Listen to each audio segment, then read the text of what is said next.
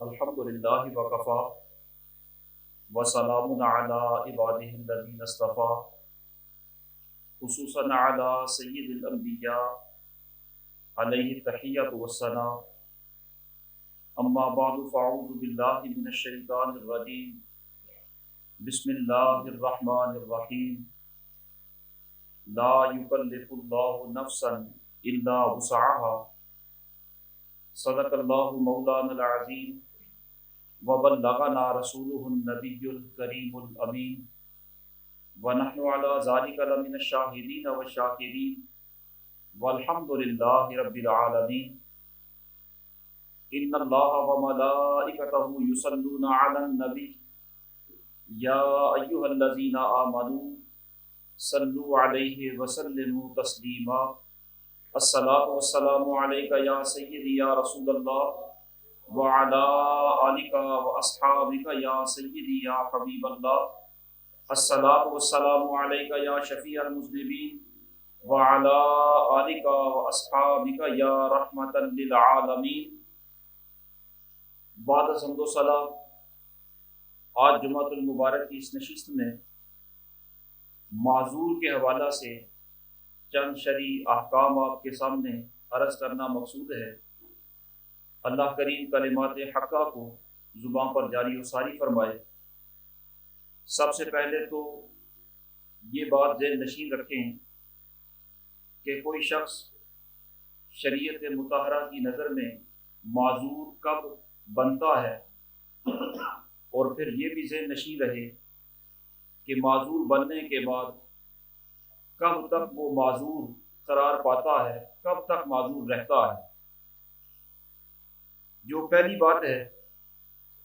کہ کوئی شخص معذور کب بنتا ہے، اس کے لیے فقہا نے یہ معیار قرار دیا کہ کسی شخص کو کوئی ایسا عذر ہو جس کی وجہ سے مثلاً وہ وضو اس کا برقرار نہ رہتا ہو،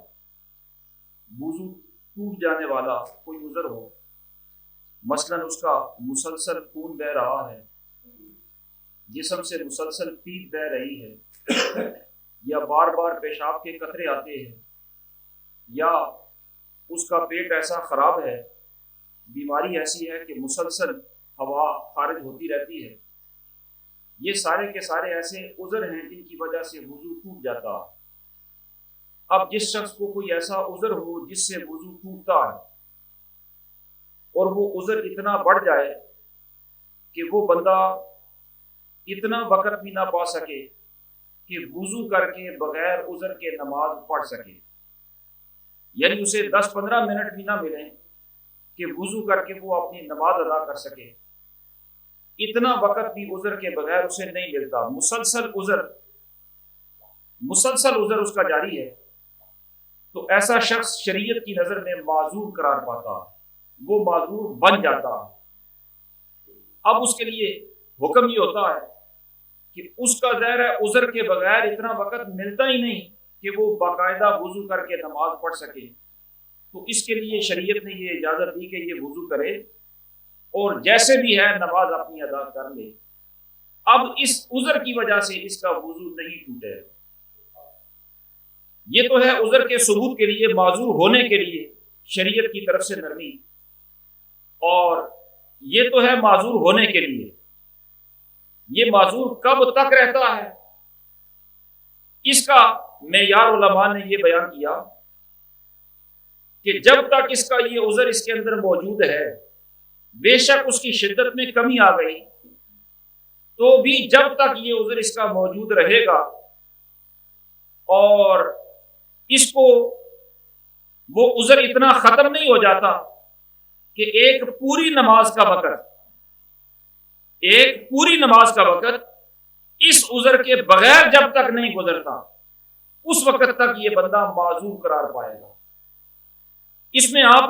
تھوڑا سا فرق ذہن نشین رکھیں کہ عذر ثابت ہونے کے لیے تو معیار یہ ہے کہ اس کے 10-15 منٹ بھی اس عذر کے بغیر نہیں گزرتے، یعنی وضو کر کے یہ فرض بھی اپنے ادا نہیں کر سکتا، اتنا وقت بھی اس کو نہیں ملتا، 10 منٹ بھی مثلاً نہیں ملتے اس کو، اتنا شدید اس کو مرض ہے، مثلاً قطرات آ رہے ہیں یا خون بہ رہا ہے تو وہ مسلسل بہ رہا ہے، یا وہ وقفے وقفے سے بہتا ہے لیکن 10 منٹ بھی نہیں نکلتے اس عذر کے بغیر، اب یہ معذور ہو گیا۔ اب یہ تب تک معذور رہے گا جب تک اس کا مثلاً کم از کم نماز کا وقت 1.25 گھنٹہ تو ہوتا ہے، جب تک اس کا نماز کا پورا وقت بغیر عذر کے نہیں گزرتا اس وقت تک یہ بندہ معذور کہلائے گا۔ یعنی اس کو پھر آدھے گھنٹے بعد وہ عذر لاحق ہوتا ہے، پونے گھنٹے بعد عذر لاحق ہوتا ہے، 50 منٹ کے بعد گھنٹے بعد بھی عذر لاحق ہو گیا تو بھی یہ بندہ معذور ہی رہے گا۔ پوری نماز کا وقت جب تک بغیر عذر کے نہیں گزرتا تب تک یہ معذور رہے گا۔ یعنی عذر ثابت ہونے کے لیے معیار کڑا ہے اور عذر باقی رہنے کے لیے معیار کے اندر نرمی ہے۔ جب تک یہ بندہ معذور ہے اس وقت تک اس کے لیے شریعت کا یہ حکم ہے کہ جب کسی نماز کا وقت داخل ہو جائے یہ بندہ تازہ وضو کر لے، اور جب تک اس نماز کا وقت باقی ہے اس وقت تک اسی وضو کے ساتھ یہ ساری نمازیں، تلاوت قرآن یا باقی ساری عبادات کر سکتا ہے۔ اس عذر کی بنا پر اس کا وضو نہیں ٹوٹے گا۔ یعنی کوئی بندہ اگر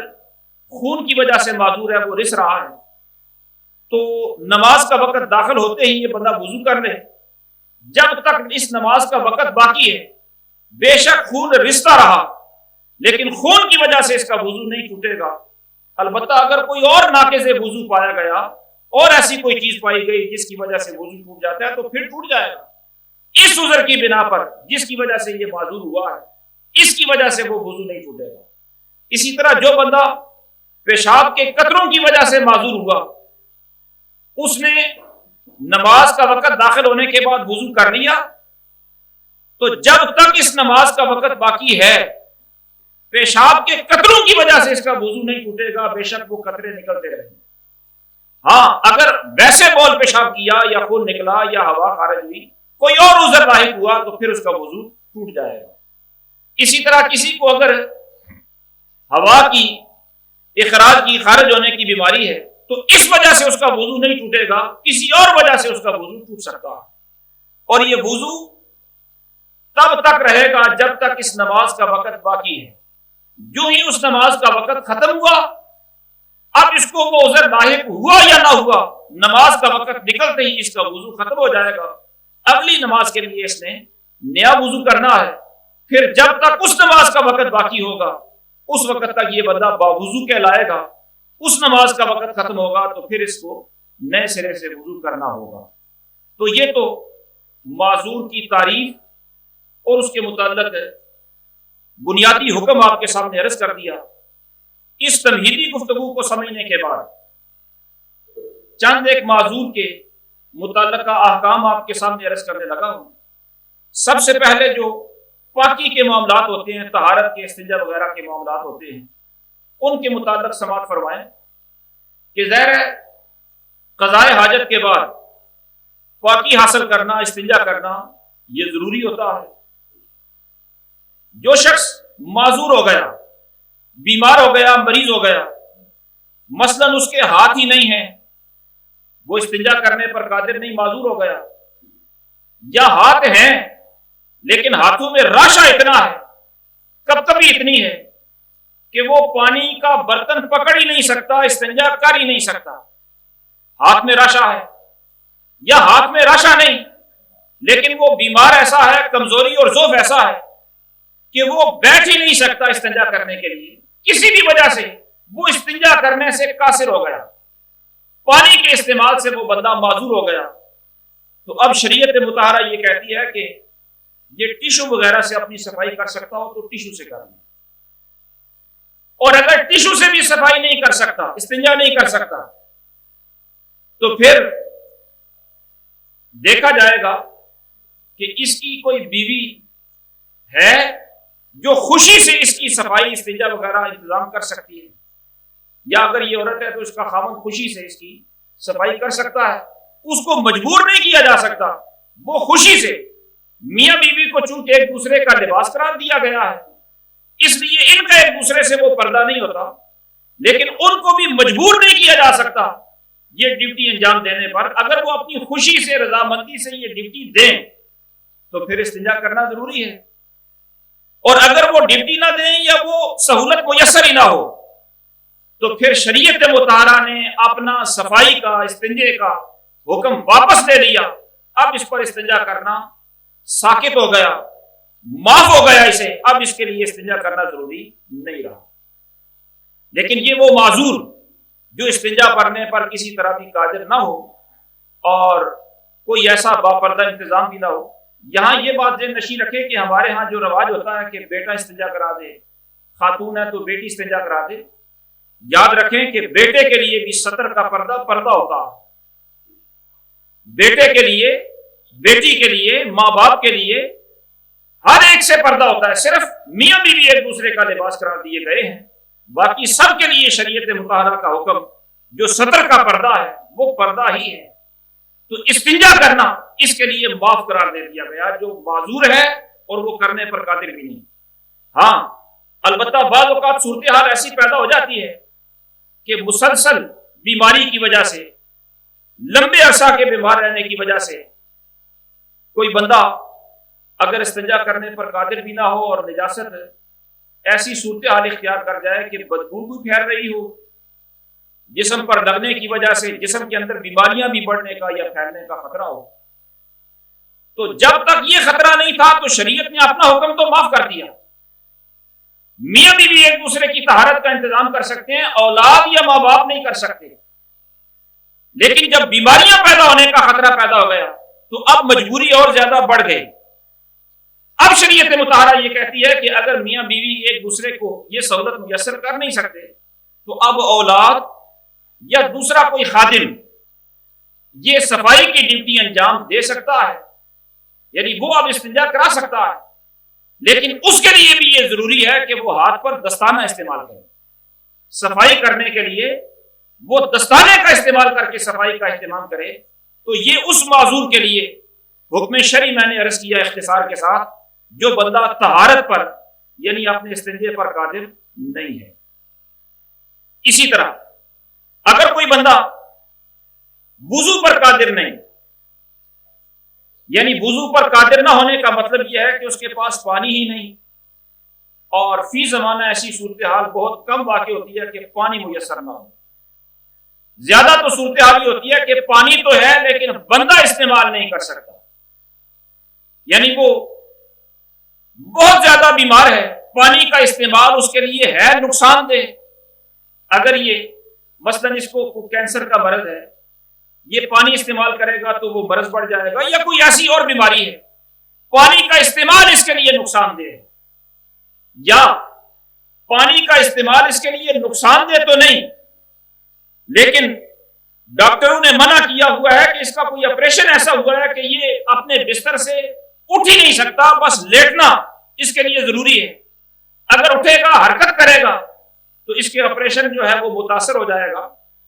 تو یا تو پانی موجود ہے اور یہ استعمال اس لیے نہیں کر سکتا کہ اس کے لیے نقصان دہ، یا پانی تو نقصان دہ نہیں لیکن وضو وغیرہ کرنے کے لیے حرکت نقصان دہ ہے، تو بہر صورت یہ سمجھا جائے گا کہ پانی بھی یہ بندہ استعمال نہیں کر سکتا۔ اور جو بندہ پانی کے استعمال پر قادر نہ ہو، شریعت مطہرہ یہ کہتی ہے کہ وہ بندہ تیمم کر دے، اور تیمم جو بندہ کر سکتا ہو یعنی وہ اپنی خود حرکت کر سکتا ہو وہ خود تیمم کرے، اور اگر وہ خود تیمم کر نہیں سکتا تو کوئی دوسرا بندہ بھی اسے تیمم کروا سکتا ہے۔ اور وہ بڑا آسان سا طریقہ ہوتا ہے کہ جن سے زمین میں سے کسی بھی شے پر، مثلاً پتھر لے لیں، اینٹ لے لیں، ماربل کا کوئی ٹکڑا لے لیں، جن سے زمین میں سے کسی شے پر، دیوار ہی ہے، اس پر ہی ہاتھ رکھ کر ایک دفعہ ہاتھ پر ضرب ماریں اور اس کو یوں جاڑیں، ایک دفعہ پورے چہرے کا بالاستیاب مسح کرا دیں، دوسری طرح پھر ضرب لگائیں اور دونوں ہاتھوں کا بازو سمیت کونیوں سمیت اس کا مسح کروا دیں۔ یہ تیمم مکمل ہو گیا، اور یہ تیمم وضو کی جگہ پر بھی کام آتا ہے، غسل کی جگہ پر بھی کام آتا ہے، اور تیمم اتنا ہی ہوتا ہے۔ تو میں یہ عرض کر رہا تھا کہ جو بندہ وضو نہیں کر سکتا، معذور ہو گیا، شریعت مطہرہ نے اپنا حکم اس کے لیے نرم کر دیا، اسے کہا کہ اب پانی استعمال نہیں کر سکتے تو مٹی سے تیمم کر لیں، بلکہ مٹی کی جنس میں سے کسی بھی شے کے ساتھ آپ تیمم کر سکتے ہیں۔ اور بعض اوقات ایسا ہوتا ہے کہ کوئی بندہ وضو تو کر سکتا ہے لیکن اس کا عذر ایسا ہوتا ہے کہ کسی اعضائے وضو میں سے کسی جگہ پر زخم ہوتا ہے اور اس زخم کی جگہ پر وہ پانی نہیں بہا سکتا۔ ویسے تو وضو کے اندر ہر عضو پر پانی بہانا ضروری ہوتا ہے، اور سنت یہ ہوتا ہے کہ ہر عضو پر 3 دفعہ پانی بہا دیا جائے، یہ وضو میں سنت ہوتا ہے۔ جتنے اعضاء کو دھونا ہے 1 دفعہ تو ان کو دھونا، پانی کو بہا دینا یہ فرض ہے، اور 3 دفعہ پانی کو ان اعضاء پر بہانا یہ سنت ہوتا ہے۔ ویسے تو 3 دفعہ پانی بہانا ہے، لیکن اگر کسی جگہ پر ایسا زخم آ گیا کہ اس جگہ پر آپ پانی نہیں بہا سکتے، اگر پانی اس جگہ پر پہنچ گیا تو زخم کے لیے نقصان دہ ہوگا۔ تو اب 2 صورتیں ہیں کہ اس جگہ پر آپ نے پٹی باندھی ہوئی ہے یا نہیں باندھی ہوئی۔ اگر پٹی کی ضرورت نہیں، ویسے ہی زخم کھلا ہے، تو جہاں جہاں پانی بہا سکتے ہیں وہاں پانی بہا لیں، اور جس جگہ پانی نہیں بہا سکتے آپ اپنے ہاتھوں کو تر کر کے ہاتھ کی انگلیوں کو وہاں پر مسح کر لیں۔ اور اگر اس جگہ پر پٹی بندھی ہوئی ہے، پٹی ہے یا پلستر بنا ہوا ہے، باہر صورت پلستر اور پٹی دونوں کا حکم ایک ہی ہوتا ہے۔ جہاں پٹی یا پلستر ہے وہاں ظاہر ہے پانی تو نہیں بہایا جا سکتا، اور بار بار پٹی کو کھولنا بھی نقصان دہ ہوتا ہے زخم کے لیے، تو اس لیے وہاں شریعت مطہرہ یہ اجازت دیتی ہے کہ جتنے اعضاء آپ کے تندرست ہیں ان کو دھو لیں، وضو کریں، اور جتنے اعضاء پر پٹی بندھی ہوئی ہے وہاں پٹی کے اوپر مسح کر لیں، آپ کی طہارت اور آپ کا وضو مکمل ہو جائے گا۔ لیکن پٹی پر مسح کرنے میں جو چیزیں توجہ طلب ہے ان میں سے پہلی بات یہ ہے کہ پٹی پر مسح تب ہوگا جب پٹی کے اکثر یعنی نصف سے زیادہ حصے پر آپ مسح کر لیں۔ دوسری بات توجہ طلب یہ ہے کہ ویسے تو اعضائے وضو کو 3 دفعہ دھویا جاتا ہے، اور پٹی پر جب مسح کریں گے تو پٹی پر 3 دفعہ مسح کی ضرورت نہیں، 1 ہی دفعہ مسح کر لیں تو وہ کافی ہوتا ہے۔ اور تیسری توجہ طلب بات یہ ہے کہ زخم تو آپ کا جسم کے کچھ حصے پر ہے، اور جب پٹی یا پلستر ہوتا ہے تو وہ ظاہر ہے صرف زخم والے حصے پر نہیں ہوتا، تندرست حصے کو بھی باندھا جاتا ہے پلستر میں یا پٹی میں۔ تو ویسے تو شریعت کا حکم یہ ہے کہ جو حصہ تندرست ہے اس کو دھونا ہے، جہاں مجبوری ہے، جہاں زخم ہے، معافی مسح کے لیے صرف اس حد تک ہے۔ لیکن یہاں چونکہ پلستر یا پٹی ایسی بنی ہوئی ہے کہ بار بار کھولنا تکلیف دہ ہے، نقصان دہ ہے، اس لیے جو تندرست حصہ بھی پٹی یا پلستر کے اندر آ گیا اس کو بھی دھونے کی ضرورت نہیں ہے، اس پر بھی مسح کافی ہو جاتا ہے۔ اور بعض اوقات ایسا بھی ہوتا ہے کہ ایک دفعہ وضو کیا اور پٹی کے اوپر مسح کر لیا، ابھی نماز کا وقت باقی ہے، وضو بھی باقی ہے، پٹی کو چینج کرنے کی نوبت آ گئی، تو پٹی کو چینج کرنے سے، دوسری پٹی لگانے سے وضو نہیں ٹوٹے گا، مسح بھی نہیں ٹوٹے گا۔ البتہ اگر زخم کو چھیڑ چھاڑ کرنے سے وہاں سے اگر خون نکل آیا تو خون نکلنے کی وجہ سے وضو ٹوٹ جائے گا، ورنہ اگر خون نہیں نکلا ویسے ہی پٹی کو چینج کیا تو پٹی چینج کرنے کی وجہ سے کوئی یہ نہ سمجھے کہ جس پٹی پر مسح کیا تھا وہ تو اتر گئی، اب نئی پٹی باندھی ہے تو مسح بھی نئے سرے سے کرنا پڑے گا، ایسا نہیں ہے، وہی مسح کافی ہے۔ البتہ اگر کوئی کر لے نئے سرے سے مسح صرف اتنے حصے پر تو یہ اس کے لیے افضل اور بہتر ہے، ورنہ ضروری نہیں ہے۔ اور یہاں یہ بھی بات ذہن نشین رکھیں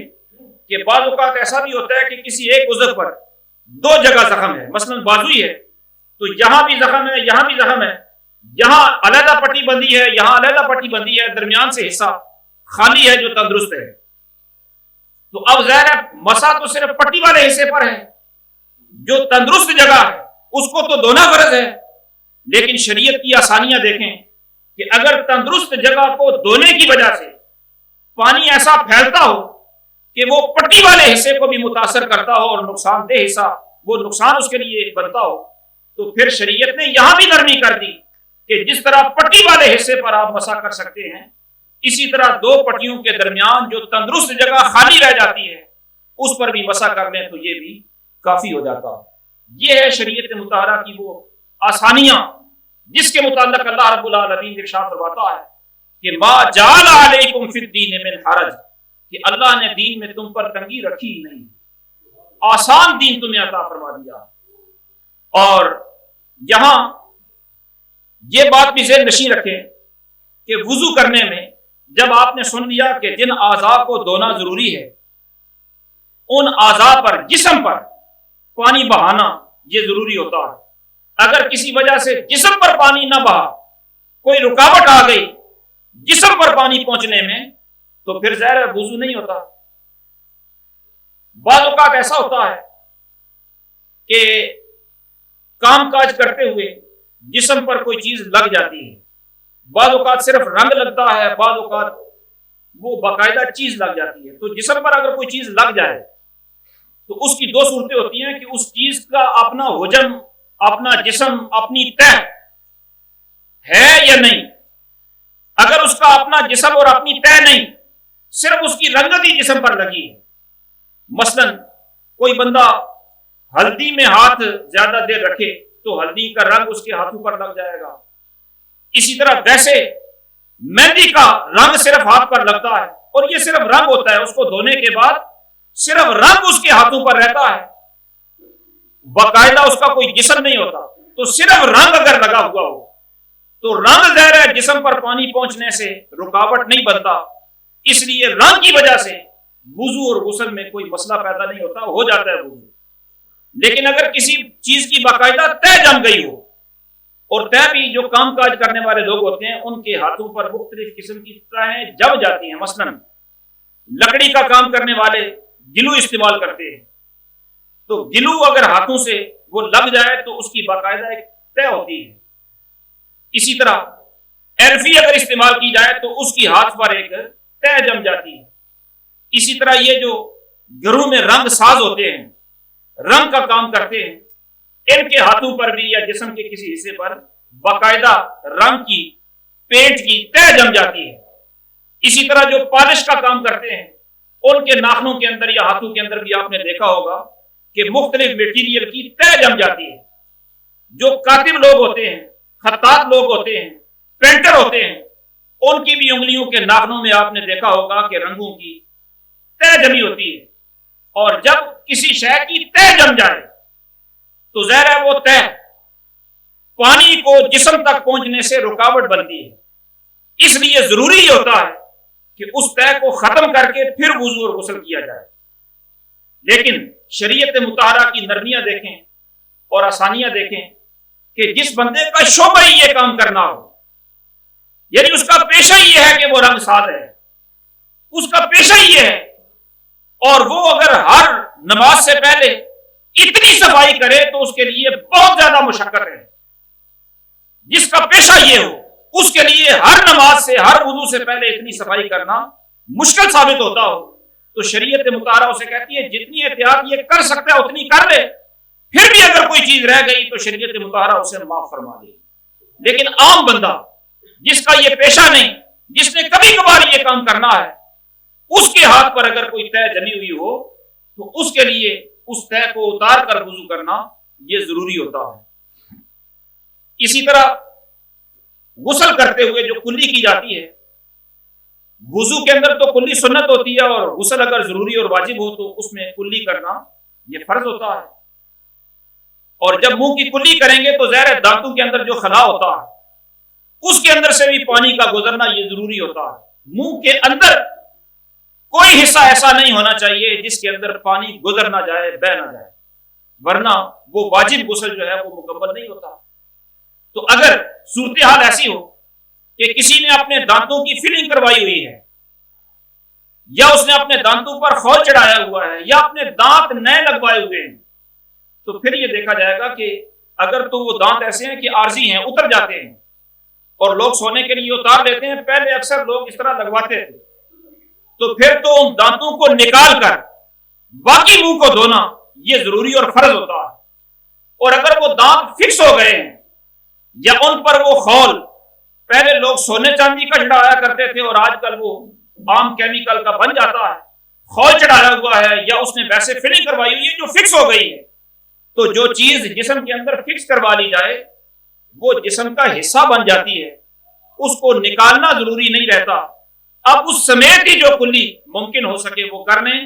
وضو اور غسل اسی سے مکمل ہو جاتا۔ اسی طرح بعض اوقات بندے اپنے سر پر وگ لگوا لیتے ہیں، تو یہ وگ جو ہوتی ہے یہ بھی سر پر ایک ظاہر اضافی چیز ہوتی ہے۔ وگ کے حوالہ سے بنیادی طور پر اتنی بات ذہن نشین رکھ لیں کہ کسی کے انسانی بال ہوں یا خنزیر کے بال ہوں تو ان کی وگ لگانا یہ ناجائز اور حرام ہے، ورنہ اپنے ہی جسم کے بال ہوں یا کسی اور جاندار چیز کے بال ہوں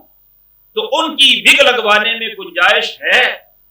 بشرطے کہ وگ کے ذریعے کسی کو دھوکہ نہ دیا جائے۔ تو وگ کا یہ ایک چھوٹا سا اصول میں نے آپ کے سامنے عرض کر دیا۔ کسی نے وگ لگوا لی تو وگ ظاہر دو طرح کی ہوتی ہے، ایک تو وہ ہوتی ہے جو فکس نہیں ہوتی، یعنی بال جسم کے اندر پیمند نہیں کیے جاتے، ویسے ہی اوپر رکھی جاتی ہے اور لوگ جب گھروں میں آتے ہیں تو ان کو اتار بھی دیتے ہیں۔ اگر ایسی وگ ہے جو اتاری جاتی ہے تو وضو کے اندر بھی مسح کرتے ہوئے اس وگ کے اوپر اگر کسی نے مسح کیا تو وہ مسح نہیں ہوگا۔ اسی طرح غسل کرتے ہوئے اس کو اتارے بغیر اگر کسی نے غسل کیا اور پانی جلد تک نہ پہنچا تو غسل نہیں ہوگا، فرض غسل نہیں ادا ہوگا۔ اگر اتاری جا سکتی ہے وگ تو پھر اس کو اتار کر وضو اور غسل کرنا یہ ضروری ہوتا۔ اور اگر ٹرانسپلانٹ کرا دیا، بال اندر پیوند کروا دیے تو پھر ظاہر ہے جو چیز جسم کے اندر اس طرح پیوست ہو گئی کہ اب وہ جسم کا حصہ ہی بن گئی، اب ان بالوں کے اوپر سے مسح کیا جا سکتا ہے اور غسل کریں گے تو وہ غسل بھی مکمل ہو جائے گا۔ یہ تو طہارت کے حوالہ سے چند ایک مسائل آپ کے سامنے رکھ کیے۔ اور بعض اوقات ایسا بھی ہوتا ہے کہ کوئی بندہ ایسا مریض اور معذور ہوتا ہے کہ اس کو پیشاب کی نالی لگا دی جاتی ہے، اور ضرور ہے جو بندہ پیشاب کی نالی والا ہوتا ہے مسلسل پیشاب اس کا خارج ہوتا رہتا ہے اور وہ نجاست والی نالی اس کے جسم کے بالکل ساتھ ہی ہوتی ہے، تو اس کی نماز کا حکم یہ ہے کہ وہ ظاہر معذور آدمی ہے، وہ معذور آدمی ہے، وہ اگر وضو کر سکتا ہے تو وضو کر کے اسی نالی کے ساتھ وہ نماز پڑھے، اس کی نماز ہو جائے گی۔ عام بندہ اگر اس کے جسم پر یا اس کے کپڑوں پر یا کپڑوں کے ساتھ نجاست لگی، وہ عام بندہ تندرست آدمی جو اس نجاست سے بچ سکتا ہے، اس کی نماز تو نہیں ہوگی، لیکن یہ چونکہ بے بس ہو گیا ہے، یہ معذور ہو گیا ہے،